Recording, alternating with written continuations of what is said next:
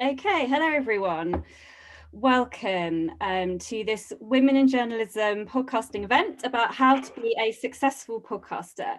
Tonight we're going to be hearing about how to get your podcast off the ground, how to grow the audience to your podcast, and how to monetize your podcast.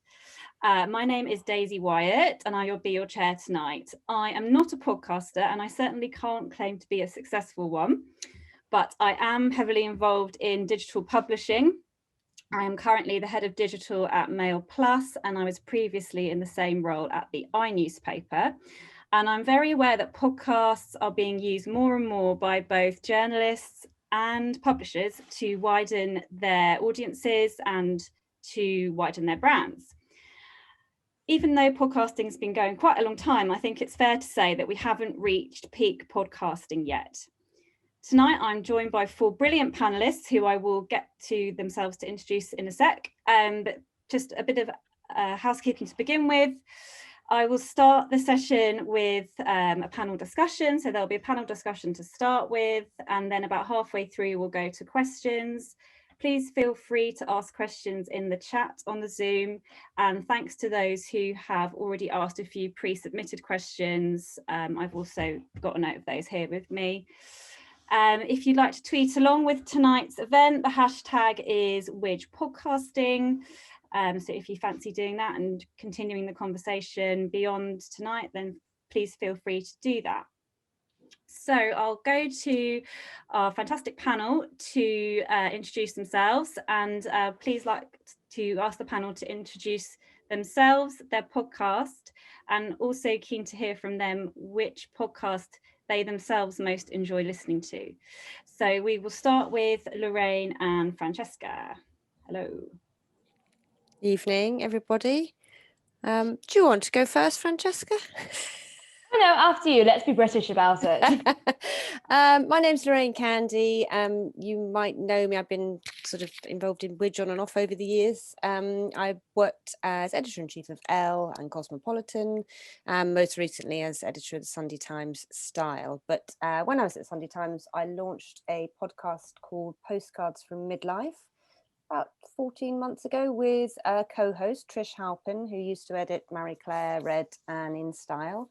And the podcast is really about women in midlife, but it's interviewing women in midlife, but it's also getting across a lot of information that a lot of women don't know about midlife, particularly around their health and mental health. So we've had some good experts on. I guess in terms of podcasts I listen to, they're vaguely in the same zone of what I do, apart from Joan and Jericha, which I absolutely love. But we listen to Fortunately, Midpoint, podcasts that tackle issues that are really important to women, young and old. Actually, I'm also writing a book about parenting teenagers, which is out in a month's time. So I listen to quite a few podcasting parenting experts as well. Thank you, Lorraine. And Francesca, same for you. Great. So just to say, Lorraine, actually, I caught a live recording of Postcards from Midlife at last year's Life Lessons Festival. I was lucky enough to see that. The Barbican, yes. Yes, the Barbican. So highly recommended to anyone who hasn't been able to tune in yet. We had the lovely Kate Garraway on, didn't we? She was fantastic, yeah. Yes. So I am Francesca Specter. I host the podcast Alonement, which is a general platform around the time we spend alone and why it matters. And the Alonement podcast is now 3 seasons old. I've had guests including Alan de Botton, Alexandra Shulman, and Paul Nabel. And every conversation follows a rough format of 3 things: being alone, being lonely, and alonement, the word that I created to describe when alone time is a positive, fulfilling experience. And around those 3 sort of pillars, those 3 concepts, I have a very honest interview, conversational style podcast with each guest. And it goes everywhere, actually. It gets very interesting. Sometimes it's more weighted towards what people do in their alone time. Sometimes it turns into a really deep, profound conversation about loneliness or being alone and what it means for the human condition. So it's a roller coaster, but it's a lot of fun. And in terms of my favorite podcast, I am thoroughly obsessed with How to Fail. I know it's 10 seasons in, but it's just, Elizabeth Day is the absolute finest interviewer I've ever come across. And it is like having a constant friend that you can always rely on, which I think a good podcast should always serve that kind of purpose. Great, thank you, Francesca. And moving on to Hannah and Cara, who are our panelists who work for a sort of publisher podcast rather than their own sort of startup podcast. Hannah, can you tell us about yourself, the podcast, and what podcast you most enjoy listening to? Yes. Hello, everybody. Good evening, and thanks so much for having me. I hope that I am audible enough. Yeah, so I'm a big lover of podcasts, and I've been working in them predominantly since about 2017, 18, mostly at the BBC, where I've been working full-time for 6 years before I decided to freelance and travel around West Africa. So I'm currently in Lagos, Nigeria, enjoying all of the heat. So the podcast that I've been working at since the start of the year is called the Africa Daily Podcast, and it's by the BBC World Service. And it's just got such a fresh kind of tone to it, considering the fact that it's very, very new. It launched in January. And I would say that it targets a lot of young African audiences in about their 20s or 30s, very much so heavily involved in what's happening in the world and on social media and in the diaspora, people literally just like myself. And we talk about pretty much anything and everything from, why is skin bleaching still a thing in many parts of the continent? Or is Africa winning at video games? Or is the pandemic forcing kids out of school? Just more conversational, long form topics, 15 minutes per episode. And I guess anything kind of goes. We all pretty much have an aim on how we hope to flesh out the content, but it's really great to be part of a brand new podcast. Fab, thanks, Hannah. And the podcast that you personally like listening to the most? I would definitely say Witness History, again by the BBC. Very short, well-explained key events from the past, just to educate myself on things that I see trending a lot, but don't really have that much knowledge about. So Witness History, 100% recommend. It's like 6 minutes per episode. Great, thank you. And finally to Cara. Evening, Cara. Hello, I'm Cara McGoogan. My podcast is a little bit different, maybe because it was a one-off narrative series, so rather than a regular thing. And it was a 7-part narrative about the, spoiler alert, the undercover policing scandal. And it tells the story through, it's called Bed of Lies, and it tells the story through the perspective of 7 women who were activists, and they discovered that their boyfriends, loves of their lives, men they'd been with for about up to 7 years, were actually police officers who were spying on them. And so it kind of follows the story from their perspective as they uncovered who the men were and then kind of blew open this huge scandal. And it was released at the end of last year to time with the start of the undercover policing inquiry.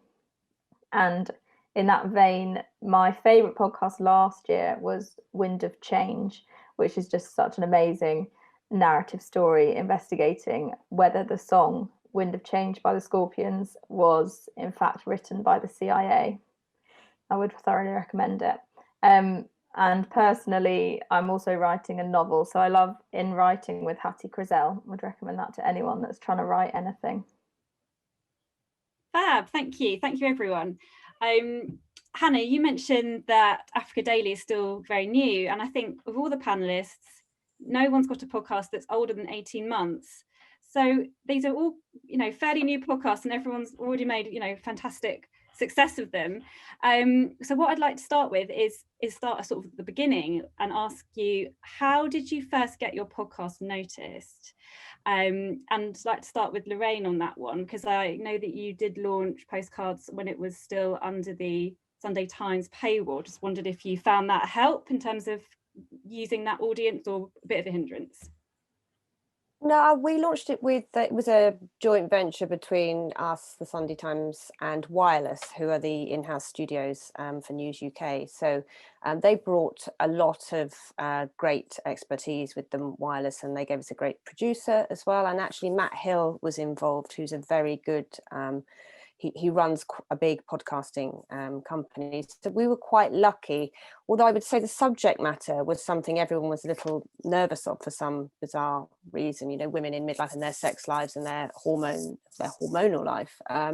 So we thought we would be more supported perhaps in by the Sunday Times, but it wasn't, I don't think we were as supported as we wanted to be. And actually we've done much better in terms of numbers and commercially and listens since we separated, since we both we took the podcast out to do it on our own and do it as a independent venture. But I think to get your podcast noticed, you really have to collaborate with people in the field, and you know, the experts that you want to talk to. You have to work very hard to get to them, to get them on the podcast, and then it kind of has actually spread by word of mouth. I think it's probably the main thing. I think we were lucky. Trish and I have edited the big glossy magazines, so we've been doing that for 30 years, so that audience has grown with us. So what we did was really take an audience who knew us pretty well, and brought the subject matter to them. So they were already kind of following us both socially and on Facebook and on, you know, they just knew us, that audience. And when podcasts were kind of becoming a thing, our names were recognizable to exactly the audience we were aiming at in the UK. So you know, had built this audience already. I suppose going to Francesca, you didn't necessarily have an audience. You know, in your 20s, trying to build something from scratch. How did you find the process of actually beginning to build up that audience for Alonement? Yes, so the Alonement podcast, when I began that was as part of building my wider sort of platform for Alonement, which, you know, was a blog, but a very new blog at that point. And I had sort of had a book proposal in the works, but nothing that had really been public facing at all. And so initially, I suppose I benefited from the concept of positive solitude. And this probably says a lot about how we view solitude, but it was quite a unique idea. I'd recently trademarked the word. I was blogging about it a bit. I'd been in a couple of publications. There was a big Daily Mail piece where I was there talking about Alonement and sort of introducing that. So I had a bit of a following from there, but very, very small. And the way that I initially went about approaching the launch date of the podcast, which was mid-March 2020, is I was planning a big party for everyone to come to this podcast launch, and I'd you know, call in a few favors. I'd managed to arrange this huge event for free. I'd connected with journalists that I knew because my background was as a digital editor. I was working at Yahoo at the time, and I sort of just talked to everyone I could about this idea. And so I had this big mailing list of contacts that I'd gained through the blog and through journalists, and I had this big event arranged. And of course, that event for the podcast about being alone, it didn't happen because this was the week when the global pandemic started. So instead, I had to really change my strategy. And I had the benefit of some brilliant guests. I had Alan de Botton was my first guest. I had, in the first series, I had Alice Living, the personal trainer, Jada Cesar, the plus size model. I had Paula Bell. I had Daisy Buchanan. And again, people that I'd drawn on through my wider network that I connected with via Twitter to get these guests. And I suppose it was an accumulation of my guests being very supportive, and once the episodes were coming out, supporting me on social, through retweeting and sharing, and helping me build my platform through theirs. And I think it was also the fact that it ended up being timely in a way that I could never have expected, launching as it did at a time when we all needed to be a lot more alone in some respect than we had ever before, and it kind of helped people navigate. So in the first fortnight alone, I was lucky enough to have coverage in Huffington Post, in the Telegraph, in Red Magazine, various different places. All, again, no one had prepared for this. And of course I hadn't. I'd done the opposite of preparing for my podcast launch during a pandemic. But when I realized how timely the concept was, I thought, look, this is going to help people. I've got to lean into this as the terrible but very apt publicity hook it is. So yeah, that's how that happened. Thank you, Hannah. I hope you're okay. I hope you're still with us. Hannah and Cara, good. You've got big publications behind you. So for you, actually getting your podcast out there, I would imagine, I could be wrong, wouldn't be quite as challenging. How have you gone about kind of launching your podcast, getting the audience, growing that audience? I'll start with Hannah. Yes, so I would just say in regards to the Beeb, I guess that's one thing that's been really great, the fact that, we're already under this huge hub. So the idea of reversioning episodes and I guess that promotion was already something quite accessible, considering the fact that it's content that's appealing to an international audience as well as an African audience. We already had relationships with partner stations and could spread the word through various different platforms. I found that, during my time at the Beeb, any kind of content that I would produce that was relatable to another program would immediately be shared via that platform. So, when it came to getting the word out, it was something that was just very accessible, literally just letting people know this is brand new, this is appealing to younger audiences across the continent. And a great thing about it is that it wasn't just internally in the BBC. As I mentioned, we had partner stations across the continent as well. So it was airing in local areas. And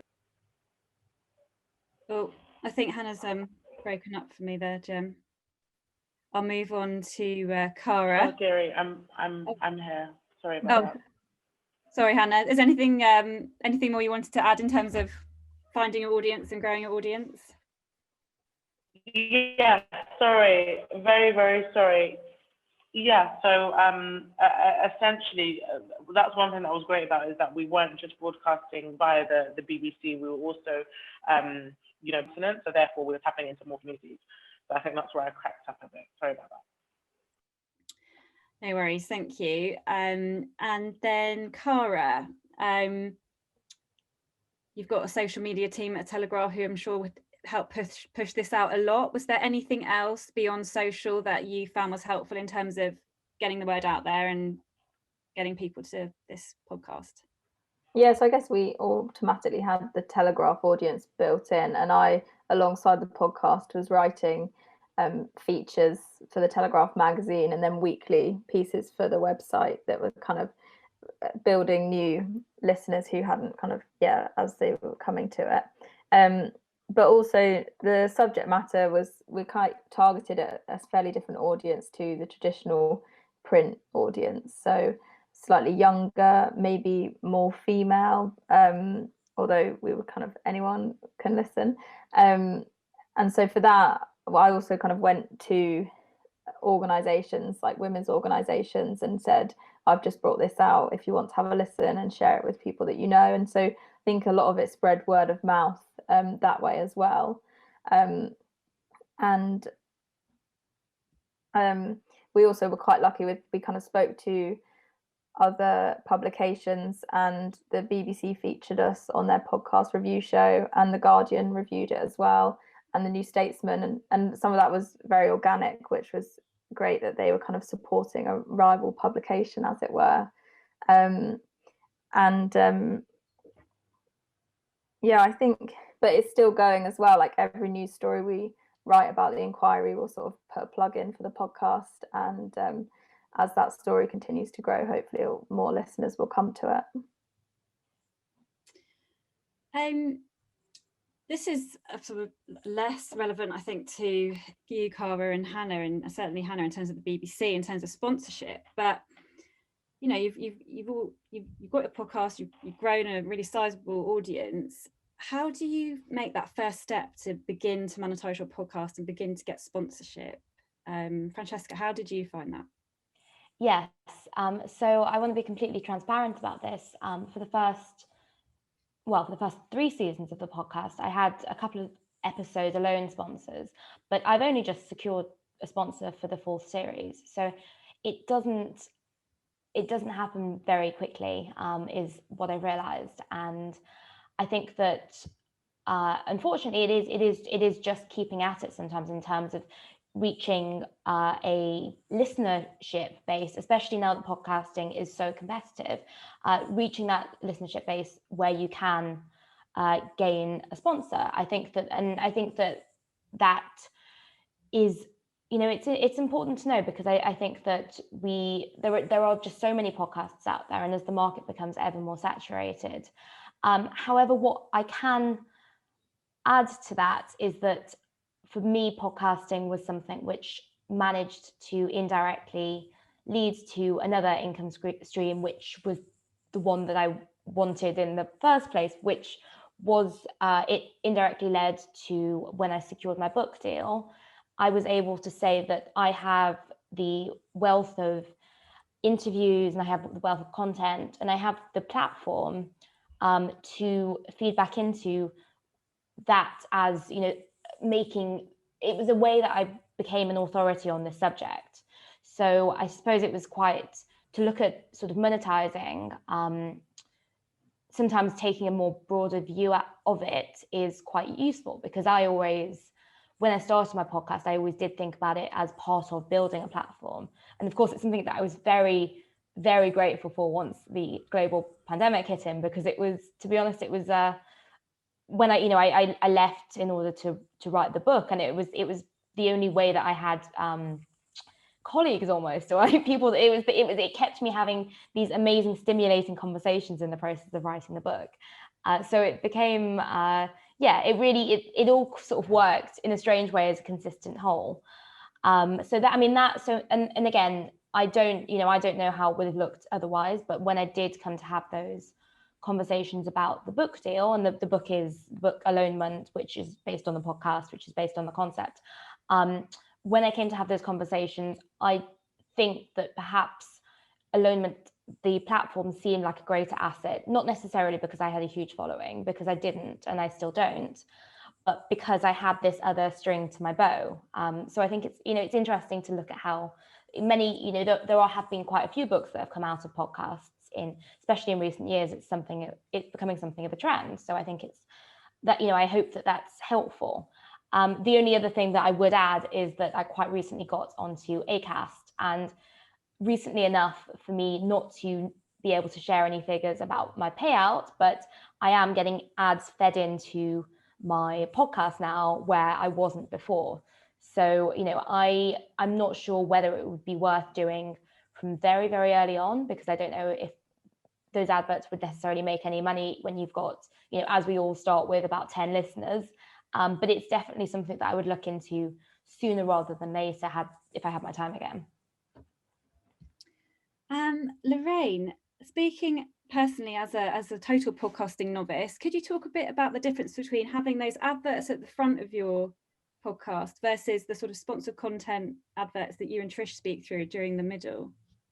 Yeah, so we work with Acast, the platform. We work with ITG, are our agents, and they do How to Fail. They did the big podcast. So we decided fairly early on that this would need to make money, because it costs money to make it, and in order for it to be slick and for us to make it as professional as possible, it had to be an income stream as well. We were lucky. We've been around a long time. We have quite high profile, so we had a lot of agents who wanted to work with us, but you do need to sort of work with Acast as well. So you get paid separately for the ones that you read to the ones that are automatically inserted. But we're very clear about what we want inserted and where we want it inserted. That's been a real learning curve, actually, as a print journalist and a newsprint and a glossy print journalist.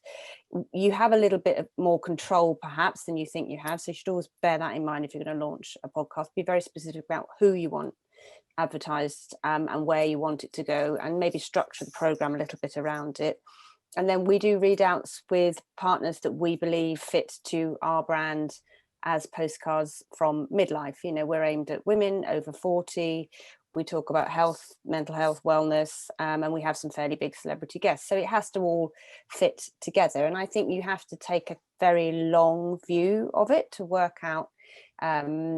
You don't want to damage your content with the wrong adverts among it. And we have some, we had one of the world's leading cancer specialists on, and so we're very careful about the health stuff that we have advertised, because we don't want to undermine our authority as journalists. I mean, I would say it's, starting a podcast is not easy. It's, you've got to get great quality sound for a start. You've got to get a good interactive producer, and you've got to get great guests. You've got to do good research. You've got to have a proper script. I mean, something like the work that Cara did around that podcast would have been an enormous amount of work. It's not just finding people and interviewing them. So, you have to bear that in mind.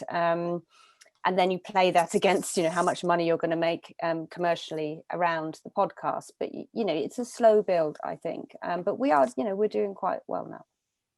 Someone's just asked in the chat, who were Lorraine's agents? It's ITG. And another question was, is that Acast? I'm not quite sure what that's aimed at. No, Acast is the platform that podcasts are hosted on. So you'll be hosted on at the beginning when your numbers are big enough. Acast, Spotify, there are a series of platforms. There are other platforms, but we felt, I think with wireless, we started with Acast, so we had a good relationship with them. Francesca, you said, I think when we spoke previously, that you had launched on something like Podbeans and not Acast. So would you be able to talk a bit about that and the difference between the two? Yes. So I launched on a podcast hosting site called Podbean, and it can get confusing because I think, as I understand, so Acast is also a podcast hosting platform, but it's also when people talk about sort of getting money through Acast, it has a facility to be able to insert ads in. But I started instead of doing that, I started on Podbean, mostly because it was quite a basic looking format, and I think at the time I was doing it all by myself. I was my own technician, I was my own editor. I say was like that was in the past. I continue to be, and I think I just wanted to effectively simplify something. So Podbean to me seemed like the straightforward option. I'd also heard from a couple of people I'd spoken to that they'd used it, and it is a beginner's software. But the reason that I recently changed to Acast, apart from obviously looking into the ads that they are able to insert, was because it's a lot more sophisticated. And when I say sophisticated, I mean in terms of, okay, I think back in maybe a couple of years ago when I was looking into starting, I think I was told it was a little bit more clunky to get the, technically load your episode on. Actually, there was very little difference there. And what is more sophisticated is the stats that you get from each episode. So I'm now able to see my breakdown of listeners, I'm able to learn much more about them, the time of day that they're listening, where they're coming from, and when they're sort of dropping off in the episode. It's really amazing the quality of stats that you get, and that's the only that's been so invaluable to me in terms of planning the next season. And sure. So I think my easier option perhaps wasn't as easy as I thought it might have been. So just moving on, there's some questions coming in. I'm aware we're halfway. I'd like to bring Hannah and Cara back in. Just on the technical side, had some questions about whether you do your own editing. Is there any kind of tips you can give to the audience on things in terms of how you have found editing and recording in pandemic times? going to... Yeah, I mean, I guess it works a little bit as an advantage, the fact that it's not physical, it's something that you hear. And I find that it's become a lot more convenient, considering the fact that a lot of us are on our smartphones and devices more than ever. So the whole idea of you should just emailing and contacting strangers that we've never met before and telling them about this has made it very normal. I find that I do miss that kind of physical interaction of meeting with someone and, you know, passing them a microphone and, you know, almost seeing that emotion in their face. So it gives me an idea of how I want to, you know, place the audio when it comes to later on in the edit. So I could say there's many advantages that have come out of working in podcast in a pandemic. And if anything, it's given me more time to, you know, really find newer strengths within myself when it comes to different ways of editing and different ways to tell a story that can be impactful simply through the use of headphones or speaker. And Cara, any tips that you would share for recording in pandemic times? Yeah, well, we had quite a complex system of couriering microphones around the country for our interviews. You can actually use some of the apps that you can use on your phone are quite high quality. There were situations when the mics just weren't working or it wasn't going to arrive in time, and we just used I think it's called Voice Record Pro, and that's actually comes out quite high quality. But we had 3 USB mics, which are fairly cheap in the remit of about £100. And we were sort of posting them around and then getting the interviewees sort of set up to record on their own computers on Audacity. And actually we found that the quality of, we really worried that we would lose out on the quality from doing that, but we didn't at all, I don't think. But it did lead to some funny instances. One interviewee was out in rural Wales and her internet was too slow to actually be able to WeTransfer the file to us. So we ended up having to post her a USB stick that she then put in an envelope and mailed it back to us to get us the interview recording, which, you know, only in the pandemic. Indeed. Some questions also coming in just around software that you guys are using to edit on. So Lorraine, do you do your own editing and what package are you using? No, we don't. We have a producer. The show is recorded in 3 parts. It's a kind of lifestyle show. It's an interview, it's a big discussion around a talking point, and then it's a kind of set of how-tos, things that we've tried and tested, and then it's a kind of funny, we call it nostalgia noodle at the end. It's 3 hours of recording down to 48 minutes, including an interview. It would just be an enormous amount for print journalists to do. So we have a really good, Amanda Redman is our producer. She does Drunk Women podcast as well, Drunk Women Solving Crimes, and a couple of others. So yeah, we need an editor. We have a snowball mic that we use to record through our Apple MacBook Airs, and actually the quality has been fine on that. It's not as good as being in a studio, I don't think. The first series was recorded in the Wireless Studios and I think we got a much better sound quality, and it was nice to be opposite people. But we've been able to have guests from America. We had Bobby Brown, makeup artist from America, on for her 60th birthday. So, you know, it makes us able to reach a different kind of woman to tell a different kind of story. And Francesca, how do you deal with the editing on your side? Yes, so I, like Lorraine, had the experience of doing it, sadly, in person, and then of course that was only the first series, and then I had to move over, so that all changed quite a bit, and so that was just a case of moving over to Zoom rather than in person, and navigating that. On the side of the editing, so I use Audacity. I think a couple of people have already mentioned it, which is it's got a brilliant name, but most importantly, it's free. So it's an open source software. Anyone can get it, and actually, it is quite easy to use. It's not totally simple, but like most things, you can master it after a few hours on YouTube.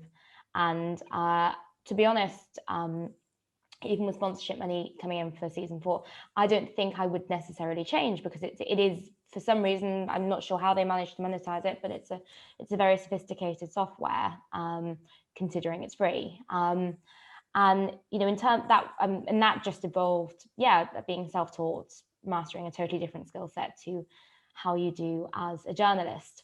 One thing I did realize, which might sound quite strange, I think coming from a journalistic background, as a lot of people podcasting, and thinking podcasting on, in the audience might have done as well, it's very different to editing a piece. And I found that actually movement, I found that downloading it and then going and listening to it on the move, rather than sort of sitting in front of your desk like you might sit there editing a piece, there's something about it, I think, because the listening experience, someone listening to your podcast will quite often be doing it on the go. I think there's something about, before you even start editing, having that sort of on the go experience of it first. That was my epiphany a few months ago that I wanted to share.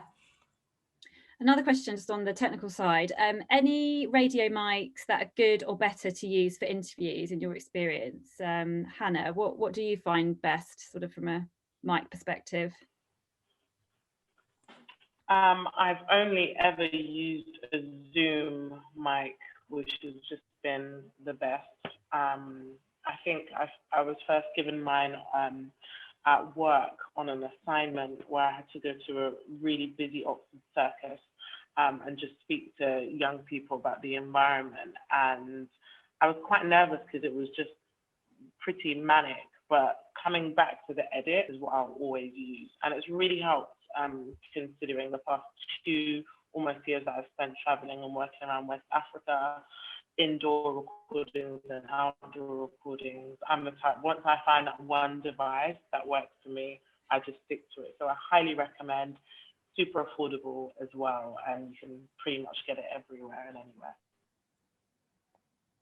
And Cara, any top tips on mics, and you're kind of trying to get people to send things in via rural Wales? I wasn't involved in the choosing of the mics, but we've been using a Rode mic, which is like the sort of, it plugs into USB on your computer, and it's about £100.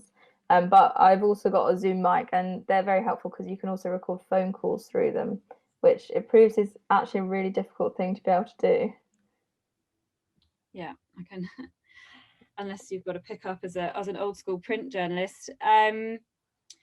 So just had another question come in. I'm a B2B print online business title journalist. Any tips on transferring our writing skills as print journalists to the audio format? So they're very, very different. Lorraine, how did you find that? It's a switch for sure. Everything has to be a bit slower than you think it needs to be in audio. We have learnt a lot. I think we stayed with scripts because we felt we would remember the facts, because we're not TV presenters, we are print journalists. We've both done quite a lot of presenting and being on television and things, though. And I think we stuck to the scripts too rigidly. So we lost the glory of a podcast is the chat, the talk. People will just listen. We were reticent to put our personalities into it because we felt that was not what print journalists do. So when you write something, you should put your personality in it. But I think the key is to remember the story you're telling, and to be really, really focused on the audience that you're telling it to, which is really kind of the key for all journalism, audio, TV, or anything. And Cara, how did you find the experience? Because you were mapping out, a narrative of a story. As a features journalist, you would want to go in with the big hit right at the top, or have your inverted pyramid structure there that we're all used to working on under. How did you find pacing your podcast? Yeah, I think it became easier as we went through, but the first sort of draft of the first episode, we sort of went in quite strongly. Like, I really knew the scene that I wanted to open in, but then that first sort of introduction of this is what this podcast is about, and we were like, this is about undercover policing, and off we go. And then pretty quickly realized that actually the thrust of a narrative series is that sort of the cliffhangers and the tension and wanting to find out where the story's going. And we actually kept then kicking the can down the road for when we would find out that these guys were Undercover Police, and I'm sorry if anyone hasn't listened to it, but it still hopefully is a good listen, even though you now know. And that kind of idea of like, we finished the first episode with a cliffhanger of this credit card's found, but we actually we removed the fact that it was a credit card, and we were like, what is the object? You'll find that out in the next episode. And those sort of little threads are the things that you really need to carry listeners through to the next episode. So that was definitely a big learning curve. And I think also over 7 episodes, I was writing one episode in September and the next one in December, and having all the information in your head of what's come in the first episode, the sort of questions you've opened that you're going to need to close off, and information that you weren't going to put in the first episode because you're going to save it, remembering that. It's a big task, and I think it's good to kind of structure as you go, and just be as organized as you can with all the information you have across all your different interviews and things you want to come back to, so you don't finish the whole series and go, oh god, we didn't use that bit. Hannah and Francesca and Lorraine, you know, you're not working on a sort of telling a story in a featuresy way. You know, you're more talking about you know, having interviews and little pieces with people. This is a question that came in quite early on. Do you have an agreement on how many episodes you're going to have per series? How do you structure how you're going to release your podcast series? Hannah, hi. Hi, yeah. So I think the clue is in the name, Africa Daily. So literally every weekday an episode drops. So I think it's just really paying attention to I wouldn't want to say backlog, but a calendar of episodes that are going to be coming out. So we're already planning things, you know, weeks in advance. It's a key advantage that I'm obviously based around West Africa, so I move around quite quickly, and I'll just be able to locate stories and we'll put that in the calendar. So it's almost thinking ahead, but it gets a little bit tricky because even though it's quite conversational, I'm not too focused on breaking news. There needs to be some sort of peg or reason as to why we're telling the story on this particular day or at this particular time. So I'm very grateful to work with an incredible team of producers and editors who are just always on the ball, and ensuring that the workload isn't too overwhelming. Because to put out a daily podcast every single weekday lasting about 15 minutes is a bit of an ask, but it's just always about forward planning and ensuring that those, you know, key elements, the contributors, the people that we're going to interview, the experts or whatever, they're all kind of lined up. So it's just about being really, really organized and always having a backup plan in case something. Cool, thank you, Hannah. Lorraine, how do you go about sort of forward planning your series? When we launched, we did it was too much to do our actual day jobs and our families and a podcast. So we did 13 episodes for the first 2 series, I think. And then we looked at a very specific guest who fitted the midlife audience and was going to tell her story. There were a lot of guests who were that age and wanted to come on, but wouldn't say they were that age, which was a bit bizarre, we thought, because the whole point was the other story. But we plan it in a very, you know, there are pivotal moments. October is Menopause Awareness Day, so there's often quite a lot of activity around it. So we look at the moments. We looked back through, you know, women of the 90s and where they were now, what they were doing, books out, the same kind of schedule in a way, but we're weekly now. So we just had a 2-week break, but we come out every week. So we just tried to keep to the topics which we think our audience would be interested in. And each show has about 3 topics. So it's quite a lot of planning because we don't want to repeat either. But the interesting thing about podcasts, because print is very numbers driven, you know, we're very goal driven on circulation, and digital is very numbers driven, but podcasts aren't really in that way because they've got such a long tail.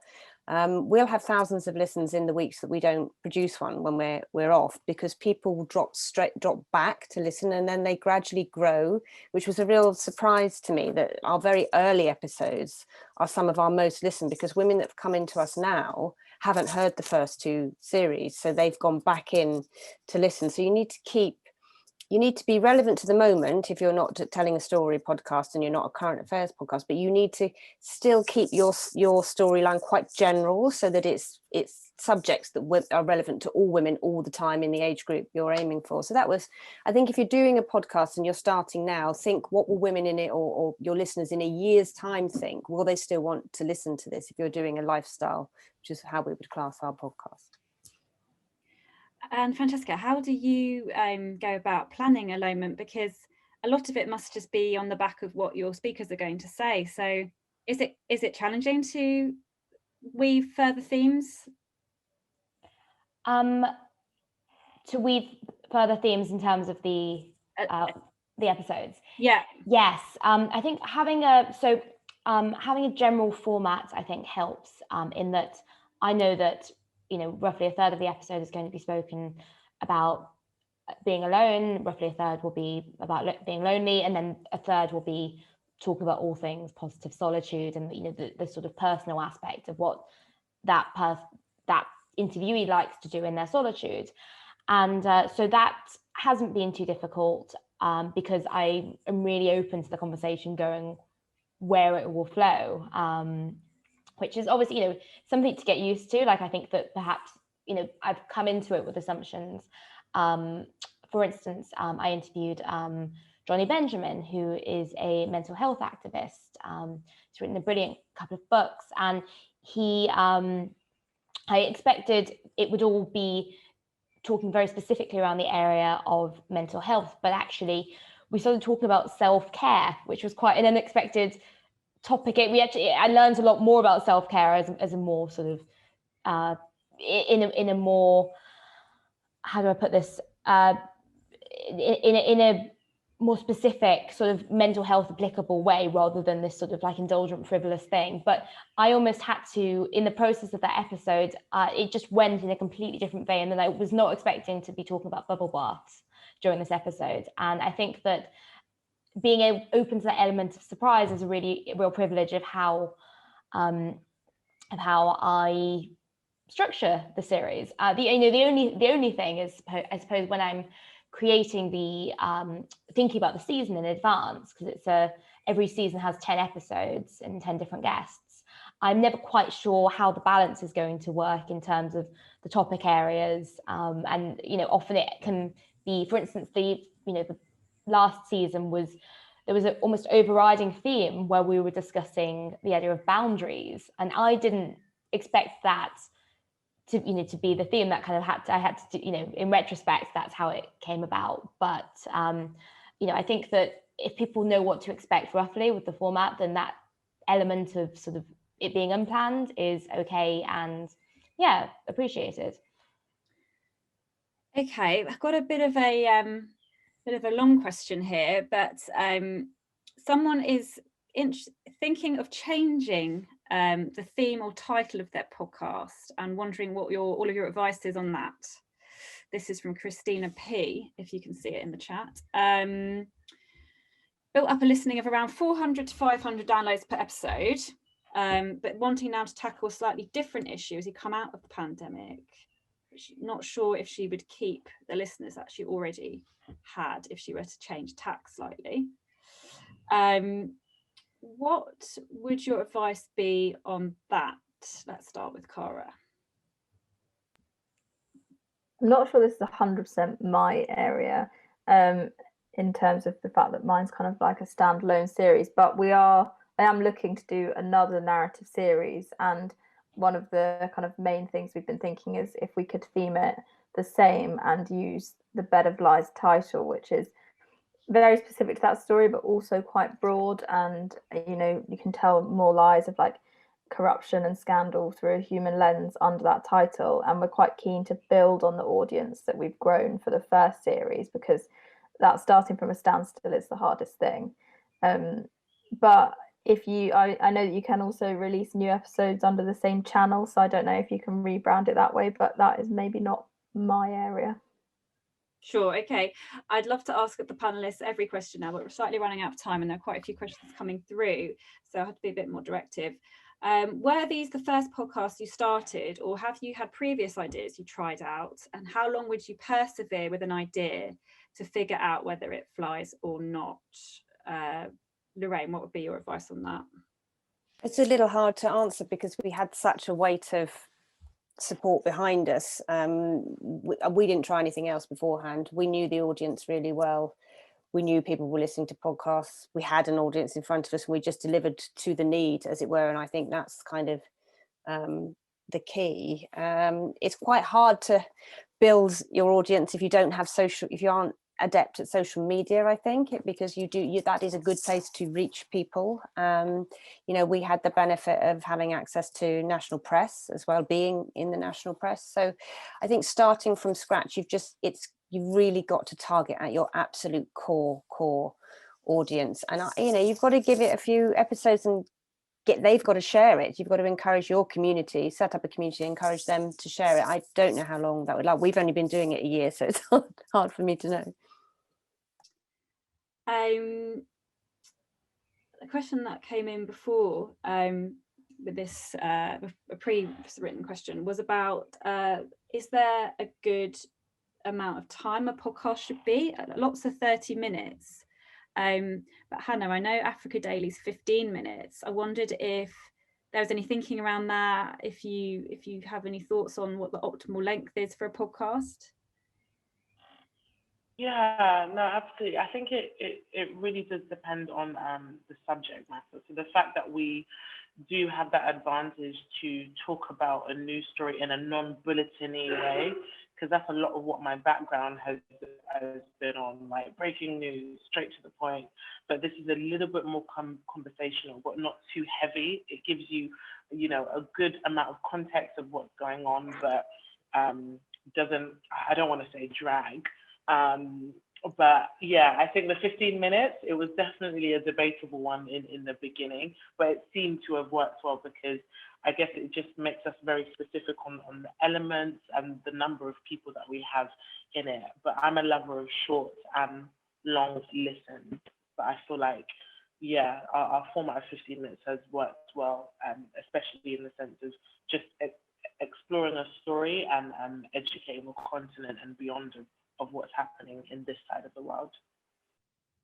And Francesca, what about you? Did you set out for your podcast to be, are they 30 minutes? Have I got that? So I started out with episodes being 45 minutes. And if the first series, they are all roughly about that time. And the logic behind that was comically looking back now, but to mirror the length of the average London commutes. At a time when everyone stopped commuting. And so actually now I try, and most recordings will go on for about an hour. And this is partly for the use of my time as the person editing it, and partly because I think that the content is good. I recently had an episode with the poet Holly McNish, who was one of the most fantastically interesting people I've ever spoken to. And that went on for an hour 15. And I could easily have cut that down, but I chose not to. And I think that, sometimes if someone will see a slightly longer episode, at least with an interview-led podcast, it will, there's almost an intrigue of, why is that a longer one? What is there? What more is there for me? So, I think, again, it's a balance of, you can be consistent if you're, for instance, like I think 15-minute podcasts can be really brilliant if people really like that length. I know that Spotify are bringing out a lot more specifically 15-minute ones at the moment. But I don't think there's actually that much to gain from being, almost too consistent and too tight about it when it is an interview, when it is a conversation, and conversations can go on for longer than we expect them to. We know that. Interesting question that's just come in about, are there podcasting agents, so specific podcasting agents? I would imagine, I don't know, you would have your agent as a journalist who would then help you with lots of different things like a book or a podcast. Anyone from the panel want to take that one? I think the best thing to do is look at the podcast you like, and it will say who the agents are on their information. I mean, there's a lot of great podcasting agents. We spoke to quite a few people, and there are a lot of agencies that have a podcasting arm now. You just got to do a bit of research and match what you have to the kind of, I wouldn't go to a producer and an agent who was producing, I don't know, a football podcast, because they wouldn't have the expertise and knowledge, the audience or other podcasts to link us to. So just work out your information and where you want to go and what matches. But there's usually on iTunes and Acast, it usually says who the agents are, or the websites are around. Just do a bit of research. And any more thoughts? Or a question came in about PR advice on getting coverage in national newspapers. I mean, Cara, you write for the Telegraph. Apart from pitching to you, how do you think people here might be able to go about getting a bit more coverage in national papers? Yeah, I guess as a feature writer, I kind of deal on the other side of this of writing about podcasts, and you'd either be looking for, a bit like Francesca said at the beginning of the pandemic, she had like a really strong theme and it was very current. So, if you're also coming to that theme with a personal story, there's definitely like comment pieces to be written, interviews to be done, discussing your personal story and the podcast. So I guess that comes in the sort of branding and framing of the podcast, and if it's really specific and if you can find a good hook for it. And then if you've got a more narrative series, sometimes it can be good to offer up news lines or interviews with people that are appearing on your podcast. I recently did an interview with another podcaster about Bed of Lies, and he then got in touch and said that he'd interviewed someone who had kind of something to say on his series about a current news event, and I put him through to the news desk and they did a piece on it. So yeah, that can be another good way to kind of bounce on things that people are talking about at any given point. Francesca, any further tips there? I know you got a fair amount of coverage. You'd worked at quite a few places, which helped. But what if you're just a total beginner? Yes. So I was lucky that I had some contacts who covered the platform on the podcast when it came out. But also, I did. I was able to talk about the personal story behind the podcast. I suppose that was helpful at a time when people were very, especially open to those stories. I think that the other thing that I was doing, and again, this is something that worked, but actually I don't put my time into now, which was to take out, if I had a podcast which was particularly newsworthy. For instance, I did an episode with Rebecca Seal, who wrote a book on working from home, and this was at the time when the lockdown happened again, the third lockdown, and people were all very much definitely working from home.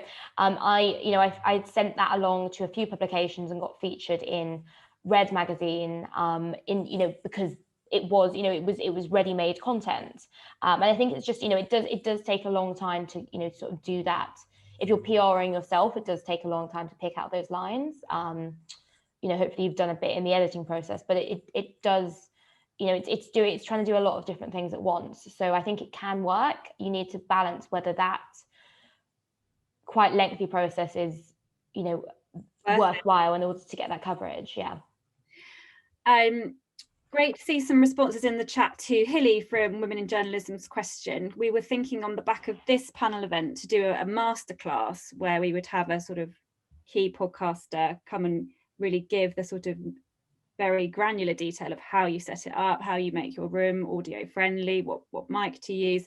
So try to stay off being too techie tonight, because we're hoping that we might do a masterclass. So if you'd be interested in a masterclass, please just say yes in the chat, and then we can gauge some interest. But Hilly, I think we can say from that that's already going to be a goer.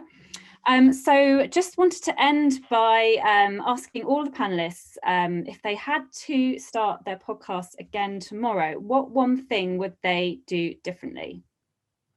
So I will start with Cara on that. I think for me and for a narrative series, it's kind of understanding the exponential curve that happens when the longer you get. Like, it's not just a case of expanding a feature, but each podcast episode was 35,000 words or so, and the writing that goes into that, there's so much more. It's not just timesing a feature by 30, if that's the right maths. It's like a lot more detailed research, and then I think also trying from the beginning to structure across the episodes so you know exactly where you're going, because there was a couple of occasions when we were sort of finishing off a script and dashing into studio, and ideally you would have finished that script already, sat on it for a few days, then edited it, and just kind of be working on the whole thing a bit more. Sure. Just conscious of time now, so if we could answer this one pithily as possible, Lorraine, what would you do differently? I think if you're doing a lifestyle podcast and you're a print journalist, don't be afraid to put your personality into it, because we didn't want to do that. And actually, one of the shows we did without a guest was one of the highest, most listened to shows. It just turned out people just quite like listening to you on a podcast, because that's your USP about it. Okay, don't be shy to talk about yourself. Good experience, good tip there for all the print journalists on this call. Hannah, any thoughts from you on what you do differently? I would 100% digitalize it, considering the fact that social media is very much so, at the heart of how we consume a lot of information. So digitalize, what people should listen to, what kind of people that we're speaking to, what do they look like, and just give us some visuals that will just draw us closer to listen more. Great, thank you. And Francesca, what would be yours? Yeah, very practical tip for those who are editing their own podcasts. I would edit the episode straight after, because I've learned that if you don't, you go away, you forget about it, you have to listen to it and come back to that conversation again and again. That will expand the time by an extra day if you don't edit straight away. So that's a rule that I now have for myself that I'd recommend to anyone doing their own.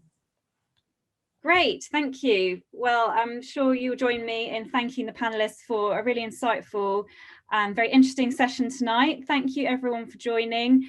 There will be some top 10 tips, I think it is, going up on the Widge website after this. And Jem, you mentioned that you might collate all of the podcasts as well in an article. So we'll circulate those. Can we do that in the newsletter? Yeah, absolutely. I've saved everything that you've put in the chat because I've got so much to listen to now, but we'll make sure everyone gets to see those as well. Brilliant. So thanks everyone, and hopefully see you, if not at the masterclass, at the next Widge event. Cheers all. Thank you. Thank you. Bye. So if anyone does want to know what we've got coming up, Bye. I think Hilly might be here and might be able to tell you about what we've got coming up next. Are you there, Hilly? Oh, sorry, Hilly. I didn't go to you. I'll unmute myself. Yeah, here I am. So yeah, thanks. I just had my thanks from Jem. Amazing panel. What a great sort of range of experience, background, expertise, and thanks so much, Daisy, for putting it all together. It's the first time Daisy's done this for Widge, and she's absolutely smashed it. So that's great. We've got some fantastic events coming up. May the 11th, how to make money from blogging, YouTube, or social media. That's a masterclass. 18th of May, tips on finding amazing case studies and coming up with good ideas. So that's a good one if you're freelance, especially if you're starting out. In May, we're doing a similar panel event about Instagram, how to use Instagram to boost your career with a top-notch panel. We've got an in conversation with Sean Williams, who you may know as a very highly respected TV news anchor, who now also is very qualified in mental health, and she's going to be talking about writing and being a journalist in that area and everything that you need to know both about yourself and protecting your own mental health and working with people with mental health conditions. An incredible panel with a national newspaper editor and leading broadcasters on going back to work after maternity leave. So please do check out our events page. I'll put the link in the chat. And also, if you aren't a member and you'd like to join us so that you'll get information about all these events and can join us at a cheaper rate than if you're coming as a guest, then we absolutely welcome you. So thanks again, everybody, for taking part, and hope to see you all again soon.